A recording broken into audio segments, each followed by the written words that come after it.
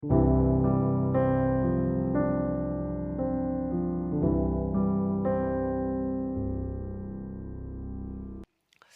먼저 말씀드릴 것은 제가 말씀을 준비하다 보니까 설교 제목을 조금 바꾸게 됐습니다. 우리가 봐야 할 기적이라는 제목으로 바꿔서 하는 게 나을 것 같아서 이렇게 정했고요. 참조해 주시기 바랍니다. 네, 우리가 살면서 한 번쯤 이런 생각 해보셨을 것 같습니다.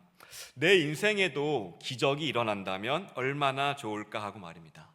갑자기 내 인생에 경제적 자유가 찾아오는 기적이 생긴다면, 내 인생 가운데, 내 자녀 인생 가운데 수능 대박이 나서 원하는 대학에 들어가는 기적이 일어난다면, 건강 회복의 기적이 일어난다면 내 인생이 얼마나 좋아질까 하고 말입니다. 읽진 않았지만 오늘 본문 직전에 우리가 원하는 그 비슷한 기적이 본문에 나옵니다. 바로 오병이어의 기적이 우리가 바로 앞에 있는 본문에 나옵니다. 바로 오병이어의 기적인데, 이것을 보고 수천 명의 군중들이 열광했습니다. 굶주린 배가 채워졌고 눈으로 보고도 믿기지 않는, 곧 불가능이 가능으로 바뀌는 기적의 현상들을 이들이 목격한 것이죠. 우리가 생각하던 기적, 우리가 바라던 그러한 비슷한 종류의 기적들이 오병이어를 통하여서 행해졌습니다. 그리고 제자들은 그 오병이어의 현장의 중심 가운데서 예수님과 함께 떡을 나누며 그 기적을 함께 경험을 했습니다. 아마도 그들은 어깨가 으쓱해졌을 것 같습니다. 오병이어의 사건으로 굶주림이 사라지는 기적을 보며, 또한 군중들이 예수님께 환호하는 그 모습을 보면서 내가 그 중심에 있구나, 내가 예수님과 함께하면은 내가 높은 자리에 차지할 수 있겠구나라는 그러한 생각을 했을 것입니다. 그런데 그 흥분과 감격이 가시기 전에 예수님께서 이상한 명령을 내리십니다. 22절입니다. 예수께서 즉시 제자들을 재촉하사 자기가 무리를 보내는 동안에 배를 타고 앞서 건너편으로 가게 하시고, 여기서 재촉하다라는 말은 굉장히 강한 단어입니다. 서둘러 얘들아, 이 정도가 아니라 실제로 강권하여, 거의 억지로라는 강한 뜻을 가지고 있습니다. 그러니까 예수님께서는 제자들을 억지로 그 오병이어의 기적의 자리에서 내쫓으신 것입니다. 제자들은 그 기적의 자리에 더 있고 싶었을 것입니다. 이 오병이어의 기적을 인하여서 변할 자신의 입지를 생각하면서 그 장밋빛 미래를 상상하면서 환호와 감격을 더 누리고 싶었을 것입니다. 그런데 왜 예수님께서는 제자들을 재촉하사 그들을 억지로 끌고 가서 그 자리에서 나가게 하십니다? 왜 그렇게 하셨을까요? 그것은 바로 제자들이 진짜로 봐야 할 기적이 그것이 아니었기 때문입니다. 요한복음 6장을 보면 이 기적을 본 무리들이 예수님을 억지로 임금을 삼으려고 합니다. 예수님께서는 이 잘못된 기대, 즉 현상의 기적, 그러니까 내 당장의 문제를 해결해주는 그것을 통하여서 내 인생을 좀 잘 풀어보려는 목적이, 예수님의 기적의 목적을 통하여서 이 목적이 아니라 예수님의 기적 행하신 것을 통하여서 내 인생의 목적을 이루려고 하는 그 제자들의 마음을 먼저 떼어내고자 했던 것입니다. 그래서 그 제자들을 억지로 그 오병이어의 자리를 끌어내신 것입니다. 그것은 공급자이신 예수님보다 오병이어의 기적이라는 현상에 매몰되어 버린 제자들의 얕은 이해를 의도적으로 무너뜨리기 위함이었습니다. 예수님께서는 제자들이 오병이어를 통하여서 예수님이 어떤 분인지를 알아야 됐는데, 단순히 얕은 이해로 그냥 기적이구나, 배를 부를 수 있겠구나 라는 것으로만 이해하는 것을 내버릴 수 없었기 때문이었습니다. 그렇다면 우리가 봐야 할 참된 기적은 무엇일까요? 단순히 내 배고픔을 해결하는 현상적인 기적이 아닌, 단순히 내 경제적 문제를 해결하는 현상적인 기적이 아닌, 단순히 내 관계 문제를 해결하는 현상적인 그런 기적이 아닌, 우리가 봐야 할 참된 기적은 무엇일까요? 오늘 본문을 통하여서 예수님께서 우리에게 보여주시고자 하는 그 참된 기적을 깨닫고 그 기적을 경험하고 누릴 수 있는 저와 여러분 되기를 주님의 이름으로 축원합니다. 오늘 예수님께서 제자들에게 보여주셔야 한 기적은 물 위를 걷는 현상이 아니라 바로 창조주로서 자신을 나타내는 존재의 계시였습니다. 이걸 좀 더 살펴보도록 하겠습니다. 예수님께서는 이렇게 제자들을 먼저 재촉하셨어요. 그래서 배를 타고 건너편으로 가게 하셨습니다. 이들을 바다로 떠민 것이죠. 근데 이때 바다는 갈릴리 호수입니다. 근데 호수임에도 불구하고 바다라고 불린다는 것은 크기가 거대할 뿐만 아니라 그 갈릴리 바다는 호수는 풍랑이 너무 심해서 그 당시 사람들에게는 실제 바다처럼 두려운 그런 혼돈의 공간이었기 때문에 바다라고 칭했습니다. 그래서 오늘 본문에서는 이 바다가 갖는 이미지가 중요합니다. 이 당시 사람들에게는 육지와 바다의 관념이 있었습니다. 육지는 질서를 의미했고요, 바다는 혼돈을 의미했습니다. 우리 성경의 처음이 뭐죠? 창세기죠. 창세기 1장을 보면은 깊음 위에 하나님의 영이 운행하시고, 그리고 하나님께서 그 물을 나누어 질서를 세우십니다. 그래서 고대 이스라엘 사람들에게는 바다는 언제나 혼돈의 상징이었습니다. 혼돈. 근데 반대로 땅은 하나님께서 거기서 질서를 세우시고 인간이 번성할 수 있게 해주신 그런 토대였기 때문에 질서를 의미하고 있습니다. 이 가운데서 제자들은 예수님과 함께하면서 예수님이 행하셨던 기적들을 보아왔습니다. 그들이 생각하던 질서의 토대 위에서 예수님은 기적을 베푸셨고 자신의 이해 가운데서 그것을 바라봤던 것이죠. 오늘날로 표현해 보면은 우리 눈에 보이는 질서 가운데 기적 이런 것입니다. 갑자기 내 통장 잔고가 늘어나는 기적이 나타난다거나, 갑자기 병원 치료가 잘 된다거나, 내 관계가 풀려서 사업이 열린다거나 하는 것들을 뜻합니다. 그런데 바다는 다릅니다. 바다는 혼돈입니다. 그 당시에 사람들이 생각하기에 질서가 없는 것이 바로 바다였습니다. 예수님께서는 제자들을 바다로 가게 하셨습니다. 그러면 예수님께서는 제자들은 바다로 가게 하고 본인은 어디로 가셨을까요? 바로 산으로 가셨습니다. 23절입니다. 무리를 보내신 후에 기도하러 따로 산에 올라가시니라. 저물매에 다시 혼자 계시더니. 마태복음에서 이 산의 이미지는 하나님을 만나는 신적 장소의 이미지로 자주 쓰였습니다. 그래서 예수님께서 산으로 가셨다라고 한다는 것은 하나님과의 만남을 의미합니다. 실제로 오늘 본문에서도 예수님께서는 기도하셨다라고 기록하고 있습니다. 근데 우리는 이 장면을 단순히 예수님은 기도하셨고 제자들은 바다로 가서 고생했다라고 분리해서 읽기가 쉬운데, 하지만 이 두 사건은 굉장히 밀접하게 연관되어 있습니다.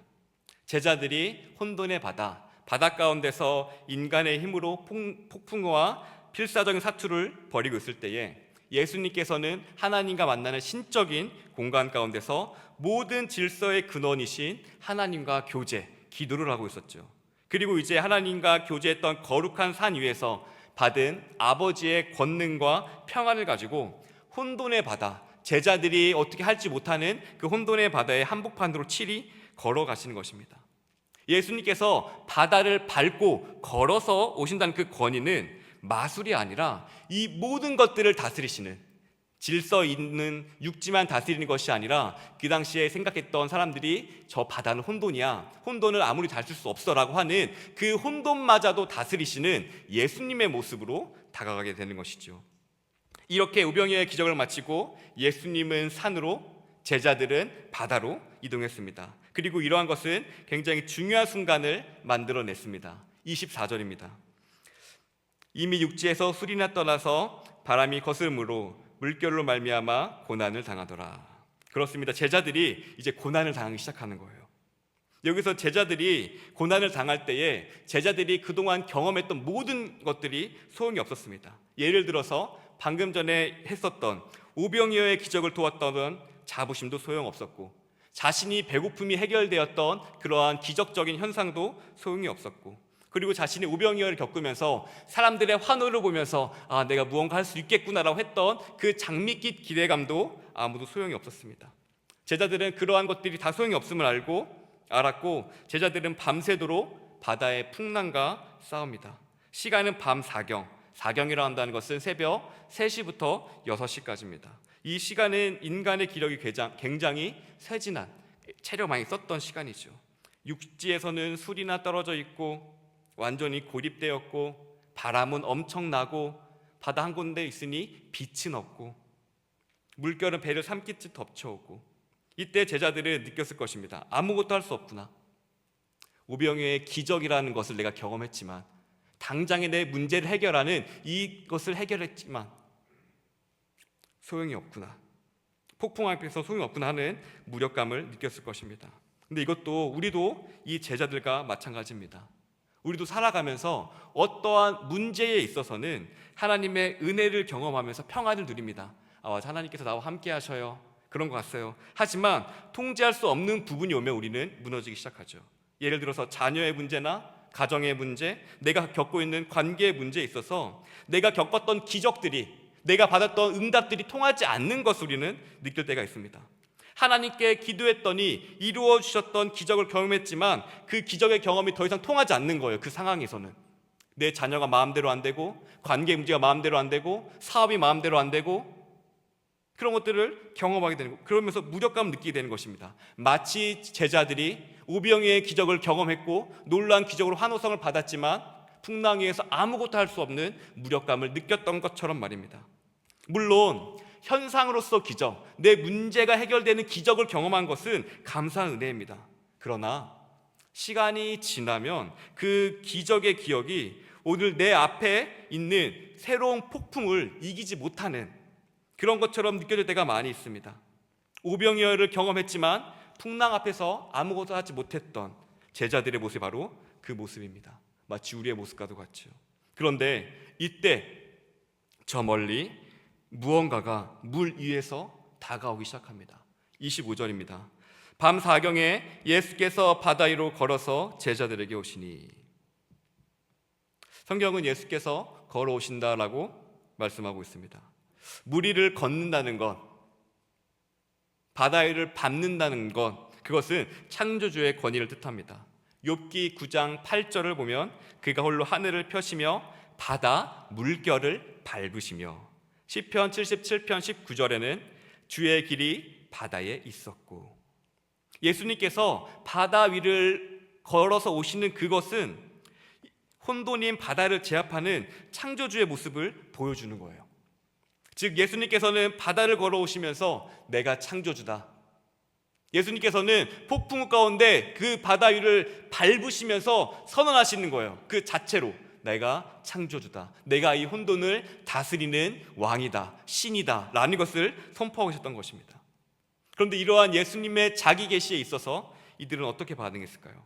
26절입니다. 제자들이 그가 바다 위로 돌아오심을 보고 놀라 유령이라 하며 무서워하며 소리 지르거늘. 우리는 너무 이 구절을 쉽게 제자들이 믿음이 없다라고 생각하기도 합니다. 그러나 이것은 그들이 믿음이 없거나 바보여서 그렇게 얘기한 것이 아닙니다. 이것은 우리에게 한 가지 중요한 것을 알려줍니다. 앞서 말씀드렸지만 이들의 경험 안에서는, 이들의 상식 안에서는 육지는 질서를 의미했고 바다는 혼돈을 의미했습니다. 혼돈을 제어할 수 있는 것은 아무것도 없었어요. 그리고 그는 육지에서, 질서에서 예수님의 기적을 봤던 거예요. 이 질서 안에서는 예수님 기적 행할 수 있지, 이 영역에서 할 수 있지, 그것만 봐왔던 거예요. 그런데 혼돈인 바다에서, 혼돈을 상징하는 바다, 아무것도 컨트롤할 수 없다고 믿었던 그 바다에서 그 걷는 존재를 그들은 경험해보지 못했던 것입니다. 저게 뭐지? 혼돈인 바다를 밟고 온다고? 경험해보지 못했던 것입니다. 그래서 이것을 설명할 방도가 제자들에게 없었던 거예요. 예를 들어서 그런 겁니다. 컴퓨터가 감당하지 못할 명령을 받으면 어떻게 되죠? 시스템이 다운되거나 아니면 치명적 오류가 떴습니다라고 멈춰버립니다. 마찬가지로 제자들이 유령이다 이렇게 소리를 질렀던 것은 제자들의 경험과 상식이 완전히 무너져 내렸다는 것을 뜻하는 거예요. 이것이 제자들이 낼 수 있는 합리적인 결론이었어요. 설명할 수 있는 게 없었기 때문입니다. 저것은 실제가 아니야, 환영이야 라고 말할 수밖에 없었던 것입니다. 근데 바로 그 순간이었습니다. 모든 혼돈과 두려움 가운데서, 그리고 제자들의 비명소리와 폭풍 가운데서 예수님께서 말씀하시죠. 27절입니다. 예수께서 즉시 이르시니 안심하라, 나니 두려워하지 말라. 여기서 예수님께서 사용하신 난이라는 것은 단순히 얘들아 무서워하지 마라고 하는 신원 확인을 뛰어넘어서 더 깊은 의미를 가집니다. 문맥적으로는 제자들을 안심시키는 거예요. 안심해라 이렇게 하셨으니까요. 하지만 동시에 이 표현은 구약에서 하나님께서 모세에게 나는 스스로 있는 자다라고 계시하셨던 그 장면을 자연스럽게 떠올릴 수 있는 뉘앙스를 가지고 있습니다.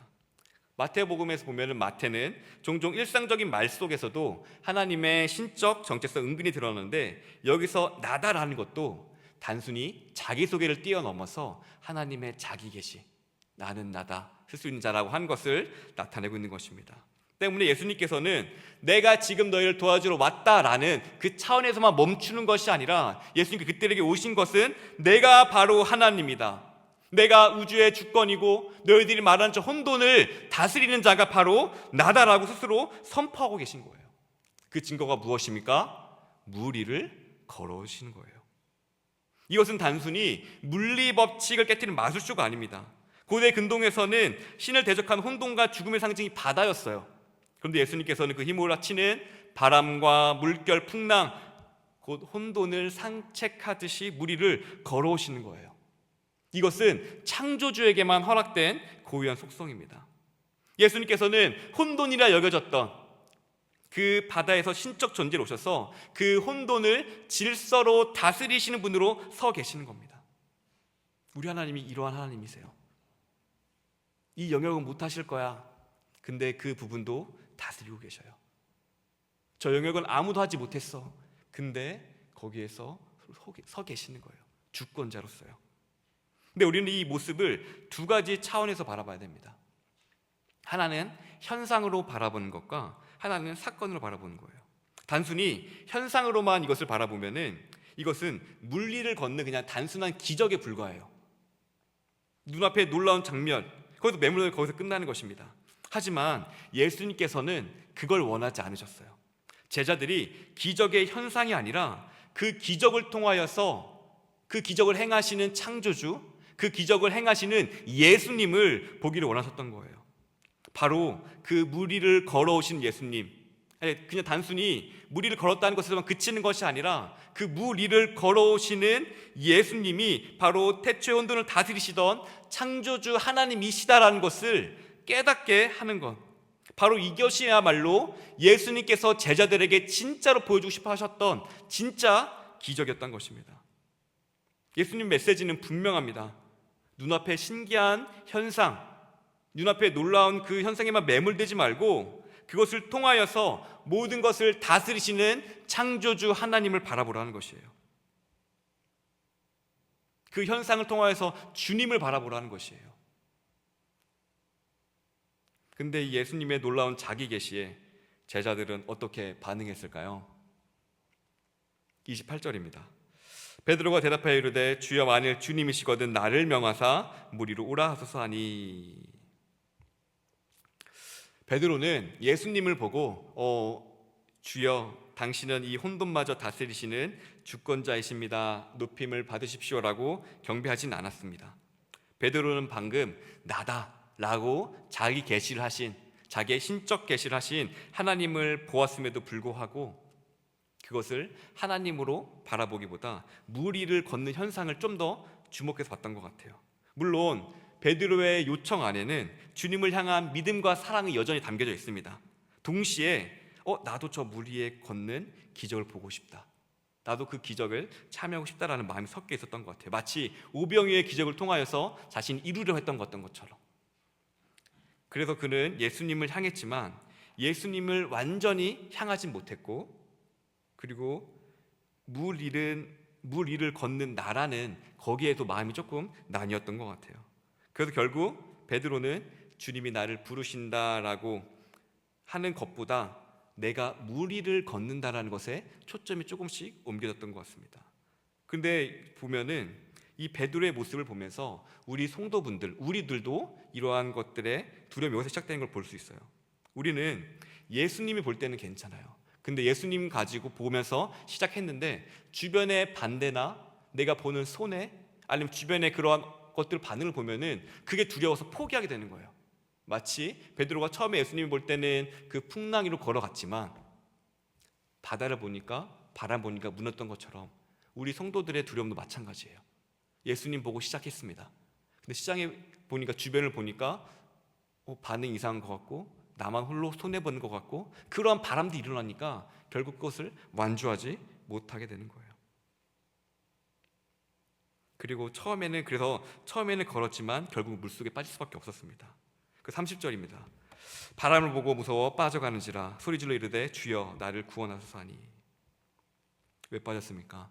베드로는 처음에 예수님 바라봤죠. 하지만 시선이 좀 더 옮겨졌어요. 예수님이 아니라 다른 것으로. 그러니까 바람이 일으키는 현상을 보고 두려움에 빠지게 된 것입니다.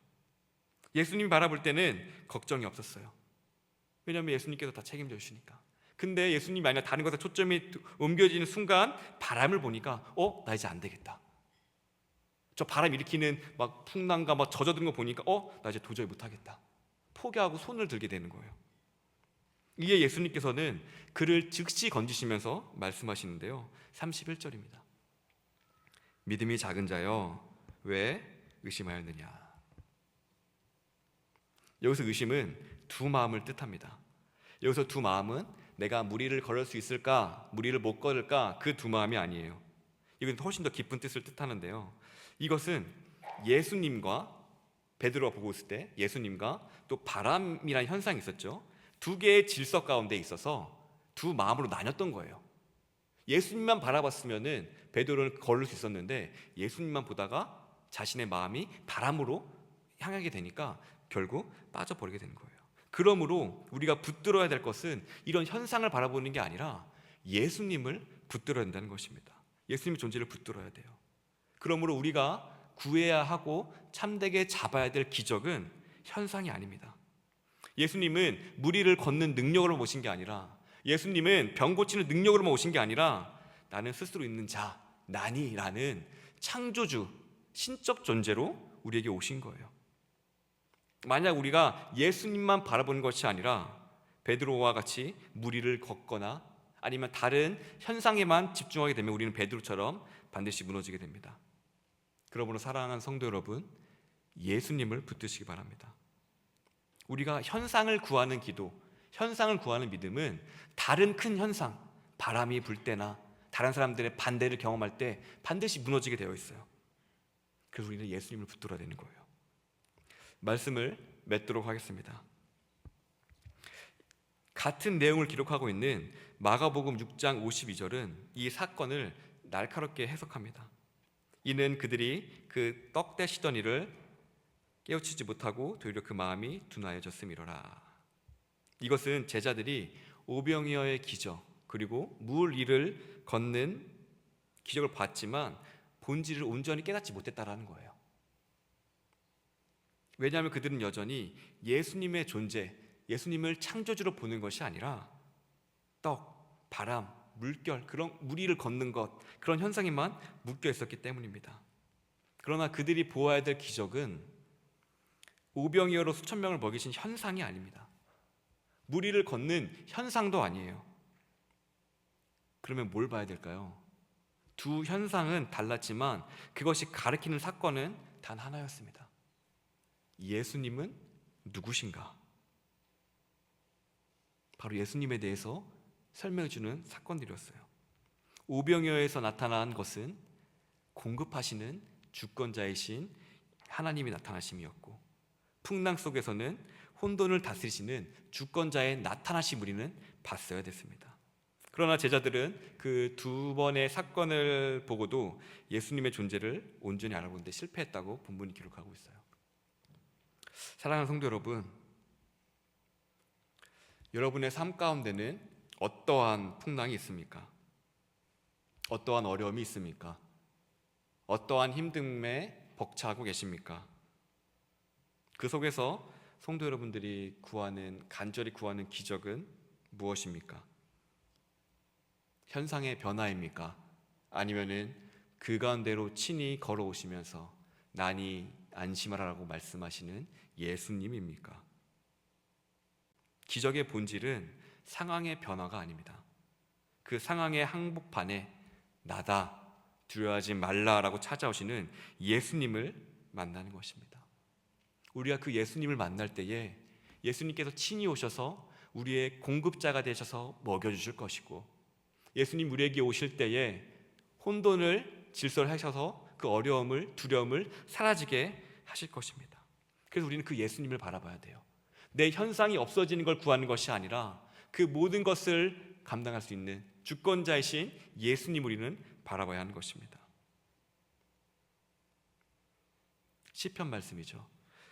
사망의 음침한 골짜기로 다닐지라도 해를 두려워하지 않을 것은 주께서 나와 함께 하심이라. 주의 지팡이와 막대기가 나를 안위하시나이다. 우리가 주님을 바라볼 때는 어느 것도 두렵지 않습니다. 주님과 함께라면은 사망의 음침한 골짜기에 있을지라도 두렵지가 않습니다. 주님과 함께라면은 그러한 어떠한 해도 두렵지가 않습니다. 나의 방패막 되신 예수님, 나의 치료자 되신 예수님, 나의 공급자 되신 예수님, 혼돈을 다스리시는 예수님이 나와 함께 하시기 때문이에요. 우리는 현상을 구하는 게 아니라, 상황의 변화를 구해야 되는 것이 아니라 바로 그 예수님, 그 예수님을 구해야 되는 것을 믿으시기를 바랍니다. 사랑하는 성도 여러분, 그러므로 우리는 상황이 변하기를 기다리는 사람이 아니라 예수님이 이 한복판에 오시기를, 그 오시는 주님을 맞이하는 사람들이에요. 우리가 이 믿음으로 주님을 담대히 기다리며 주님과 함께 우리에게 맡겨진 것들을 감당할 수 있는 저와 여러분 되기를 주님의 이름으로 축원합니다. 기도하겠습니다. 사랑의 하나님, 우리가 주님을 제대로 바라보지 못하고 공급자이신 주님을 보지 못하고 만물을 다스리시는 주님을 보지 못하고 당장의 현상만 보며 당장의 내 문제 해결에만 급급하지 않았나 싶습니다. 이제 우리가 진짜 봐야 할 기적은 나의 상황이 바뀌는 것이 아니라 우리 인생에 찾아오시는 예수님을 만나는 것이 우리가 만나야 될 진짜 기적임을 알았사오니 오늘 예수님을 구하게 하시고 그 예수님을 말미암아 평안을 누리는 우리에게 하옵소서. 예수님의 이름으로 기도합니다.